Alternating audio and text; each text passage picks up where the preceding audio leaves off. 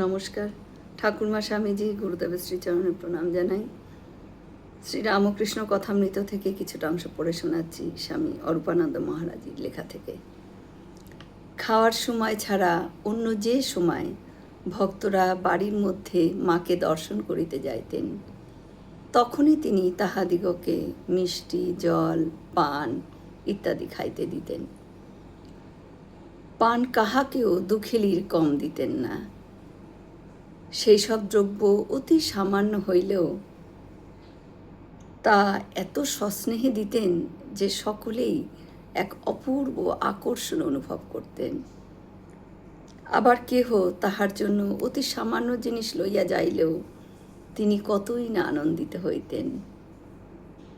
জয়রামবাটির নিকটবর্তী একটি অঞ্চলে খুব ভালো পান পাওয়া যাইত।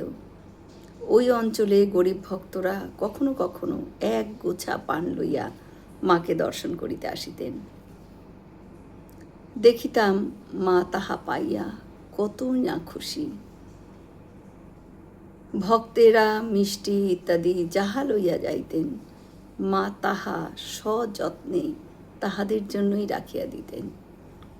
পূজানিয়া শরৎ মহারাজ কলকাতা হইতে কড়া পাকের সন্দেশ পাঠাইলে মা তাহা ভক্তদের জন্য তুলিয়া রাখিয়া যেভাবে দুবেলা সকলকে দিতেন, তাহা দেখিয়া মনে হইত যেন উহা ভক্ত সেবার জন্যই প্রেরিত হইয়াছে। আবার জয়রামবাটিতে পাড়ার অনেক বৃদ্ধ স্ত্রী পুরুষ বাড়ির ছোট বড় ছেলে মেয়েদের লইয়া একবার তাহাদের দিদি ঠাকুরন প্রণাম করিতে প্রায় রোজ আসিতেন। মাও যে জন্য যে আসিয়াছেন তাহা বুঝতে পারিয়া তাহার জন্য ফল, মিষ্টি ইত্যাদি হাতে প্রসাদ দিতেন।